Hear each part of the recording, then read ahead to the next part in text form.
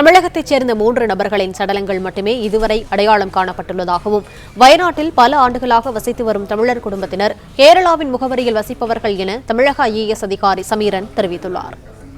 கடந்த 3 நாளாக இந்த மீட்பு பணிகள் தீவிரமாக நடைபெற்று வருகின்றன.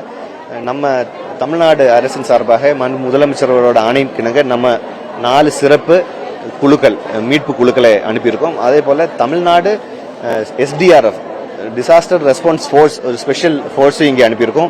இவங்க இன்னைக்கு அந்த முண்டக்கை பகுதியில் மீட்பு பணியில் ஈடுபட்டு வருகிறார்கள். பவர் சோப், கட்டிங், இது கிரெயின் போன்ற விஷயங்கள் நம்ம அங்கே எடுத்து கொண்டு போயிருக்கோம். இது மீட்பை பொறுத்தவரையில். அதுபோல மீட்புக்கு பிறகு இங்கே முகாம்களில் மக்கள் தங்கும் வசதிகள் இங்கே ஏற்படுத்தி பண்ணியிருக்கு. 73 முகாம்கள், 7900 மக்கள் அந்த முகாம்களில் தங்குறார்கள். இதில் நம்ம ஒரு சிறப்பு ஹெல்ப் டெஸ்க் தமிழ்நாடு அரசின் சார்பாக அமைச்சிருக்கோம். அந்த ஹெல்ப் டெஸ்கில் தமிழ்நாடு பகுதியிலிருந்து வர்ற என்கொயரிஸ், அதே போல உறவினர்கள் தேடி வர்றாங்க, அவங்களை டைரக்ட் பண்றதுக்கு, அவங்களை கரெக்டான பகுதியில் அனுப்புறதுக்கான ஒரு நடவடிக்கை எடுத்து வருகிறோம். அதே போல மருத்துவ குழு 3 மருத்துவ குழு நாங்கள் கொண்டு அவங்க வைத்திரி போன்ற பகுதிகளில் மருத்துவ சேவைகள் செய்து வருகிறார்கள்.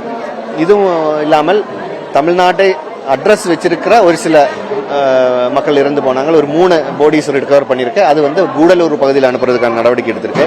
ஸோ இது கோஆர்டினேட்டட் ஆக்டிவிட்டி தொடர்ந்து நடைபெற்று வருகிறது. இன்னும் மீட்பு முழுமையாக முடியவில்லை. அது தொடர்ந்து நடைபெறும். இங்க மீட்கப்பட்ட மக்களுக்கு அவங்களுக்கு உடல்நிலை, மனநிலையை பற்றி உள்ள அவங்களோட ஆரோக்கியமா இருக்கிறதுக்கான வசதிகளும் இங்கே செய்து வருகிறார்கள். தமிழ்நாட்டில் சுமார் எத்தனை மாவட்டங்களை சேர்ந்த தமிழ் மக்கள், தமிழ் மக்கள் இங்கே அந்த கணக்கு இன்னும் எங்க கையில விரிவாக வரவில்லை. அது இங்க இருக்கிற ஸ்பெஷல் டீமோட நாங்கள் கேட்டிருக்கோம். அவங்களும் இந்த மீட்பு பணியில் ஈடுபடுறதுனால இன்னும் சற்று நாளுக்கு பிறகுதான் அந்த மாதிரி குறிப்பிட்ட கணக்கீடுகள் அவங்க வெளியிடுவார்கள். இதுவரைக்கும் இந்த புலம்பெயர்ந்த தமிழர்கள் எத்தனை பேர் பாதிக்கப்பட்டிருக்காங்க சார்? எத்தனை பேர் இறந்து? அதுதான் அது அந்த மாதிரி அவங்க கம்பைன்டு லிஸ்ட் தான் இங்க வச்சிருக்கேன். அந்த லிஸ்டில் இருந்து என்கொயரிஸ் வரதான் நாங்க கோஆர்டினேட் பண்ணியிருக்கோம். இந்த கம்பைன்டு லிஸ்ட், மாஸ்டர் லிஸ்ட் வச்சிருக்கிறதுல அந்த மாதிரி குறிப்பிட்ட அவங்க கேரள அரசு கணக்கிடவில்லை. அவங்க எல்லாரும் இங்கே தங்குற மக்களாக இருக்கிறதுனால, இங்கே ரேஷன் கார்டு, இங்கே பஞ்சாயத்தில் இருக்கிறனால அந்த லிஸ்ட்ல தான் வச்சிருக்காங்க. ஸோ அந்த ஃபெசிலிட்டேஷன் நம்ம தமிழ்நாடு அரசின் சார்பாக நம்ம ஃபெசிலிட்டேட்டிங் ரோல் தான் நம்ம பண்ணிட்டு இருக்கோம். மெயின் ரோல் கேரளா அரசு பண்ணிட்டு இருக்காங்க.